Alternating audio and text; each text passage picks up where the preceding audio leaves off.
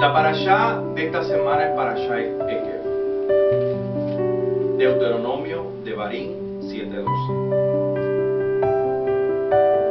Moisés relata aquí a los hijos de Israel la forma en que las lujot, lo que son las tablas, fueron forjadas de la piedra. Rashi nos señala que la palabra lujot en este versículo está escrita de manera deficiente o incompleta, haser, faltándole la letra Vav del final, y cita a Midrash, que explica que el motivo de que esté escrita de esta manera es para hacernos saber que ambas tablas median exactamente lo mismo, o medían exactamente lo mismo.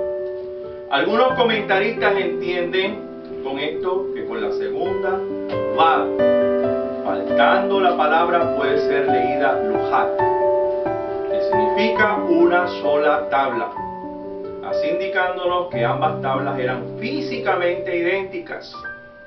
De esta manera, el Etz Yosef comenta que la Torá nos enseña sobre la naturaleza milagrosa de la obra divina, ya que el hombre es incapaz de tal precisión.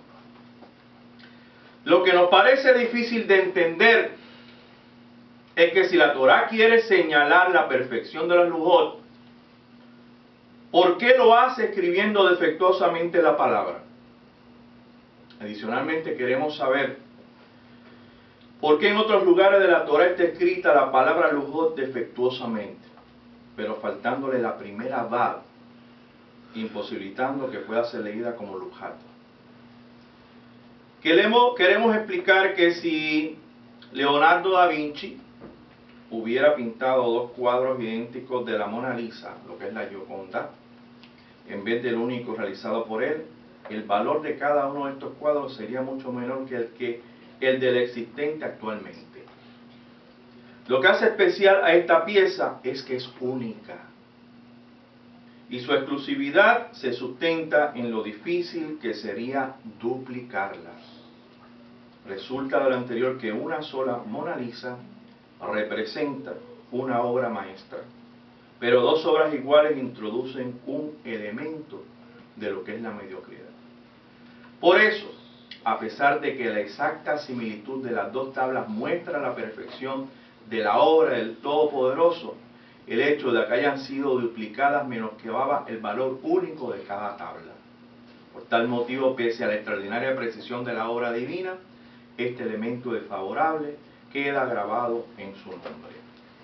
Hablemos acerca del rabino de Nazaret. En el tiempo de Yeshua no había ninguna religión cristiana, ni existían tampoco los católicos. Había solamente en Israel la religión judía, en especial el partido de los fariseos, que fueron responsables de gran parte de la restauración del judaísmo bíblico, abriendo escuelas, formando líderes y enseñando al pueblo los principios de la Torá, lo que es el Pentateuco y los Haftarot, los libros de los profetas. Esto aconteció después del año 132 antes de la era común, cuando los judíos liderados por Judas el Macabeo reconquistaron el templo durante el dominio persa y griego en aquella región de Medio Oriente. Los romanos solo llegaron a dominar esa región después del año 63. Y en verdad, la restauración de los estudios de la Torá, la forma de culto en la sinagoga, la celebración de las fiestas bíblicas y casi toda la liturgia que tiene hasta los días de hoy en la comunidad judaica, vinieron de Esdras y Nehemías, quienes no solo reconstruyeron los muros de la ciudad, el templo de Jerusalén, sino también los servicios litúrgicos.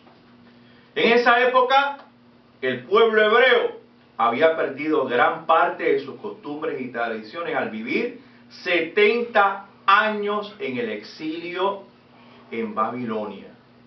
Y en verdad tal proceso de distanciamiento de su llamado irrevocable como pueblo escogido tuvo su inicio cuando el reino de Israel fue destruido por los asirios, lo que es el norte de Israel, y las 10 tribus fueron exiliadas alrededor del año 720 AC. La importancia del fariseísmo se dio a través de grandes rabinos como Gilel, abuelo del rabino Gamaliel, con quien el apóstol Pablo, Hechos 22:3, estudió. Ellos y otros famosos rabinos pertenecían a la escuela farisaica de aquel tiempo. El propio Yeshua Jesús no era de la línea de los saduceos, los nobles del Sanedrín, ni tampoco esenio como mucha gente piensa. Él era de un humilde origen fariseico y por eso tenía tanta autoridad para con los líderes fariseos. Yeshua conocía a fondo los fundamentos del pensamiento de la escuela fariseica, pues fue educado en ella. El fariseísmo era una religión de clase popular y ellos creían, por ejemplo, en la resurrección del alma, en la ley oral, en los ángeles, en los demonios, y tales doctrinas los separaban de los saduceos que no creían ni seguían esa línea de pensamiento. Como vemos en el capítulo 3 de Juan, Nicodemo era un líder fariseo quien reconoció a Yeshua, a Jesús, como mucha gente lo conoce, rabino de Nazaret, como otro fariseo, llamándolo maestro, es decir, rabino. Tal hecho jamás hubiera podido acontecer entre un fariseo y un saduceo. Pero Yeshua criticaba vehementemente el fanatismo y los desvíos de algunos líderes religiosos del fariseísmo. Sin embargo, él no iba en contra de aquel fariseo que andaba sobre la luz y la obediencia de la Torá. Hoy en día, dentro de lo que es el judaísmo, hay ciertas fases del judaísmo que son extremadamente fanáticas y llegan a un extremo que realmente se van, o sea, nosotros como judíos mesiánicos estamos haciendo Torá, pero hay otros que van mucho más alrededor de la Torá. Y en ese tipo de cosas era lo que el rabino de Nazaret, Yeshua, hablaba y no estaba de acuerdo. Lo que es Torá siempre hay que hacerlo y no podemos refutarle en el absoluto. Yeshua explicaba la Torá al pueblo a través de parábolas y cuentos. Y por supuesto a sus talmidines les hablaba de otra forma. Les hablaba en términos cabalísticos. Al pueblo le hablaba en parábolas y cuentos para que ellos pudieran entender. Y de una manera, por supuesto, simple y una manera directa para que la gente entendiera.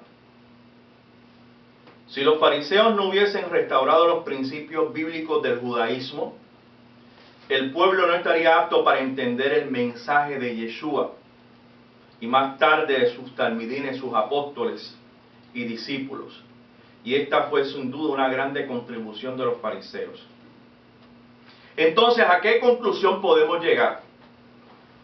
Yeshua no tuvo la intención de crear una nueva religión. Él vivió como judío, celoso de la Torá, de la ley, dando buen testimonio de las buenas obras, de las bendiciones provenientes de la obediencia a la palabra de Hashem, Dabar Elohim, después de su muerte y después de su resurrección. Sus discípulos continuaron su ministerio principalmente predicando en las sinagogas. Yeshua el rabino de Nazaret también predicaba en la sinagoga, como dice Gilel, Lucas 4:16. Por ejemplo, también Pablo hacía lo mismo tanto en Israel como fuera de él. Siempre que llegaba a una ciudad, llegaba a enseñar en una sinagoga. Y vemos esto, por ejemplo, en Hechos 13:14, cuando él llegó a Antioquía de Pisidia y pasó a enseñar la Torá y la Haftará para aquellos que estaban allí presentes. Evidentemente, entre ellos había judíos y gentiles que seguían el judaísmo. No había separación entre ellos.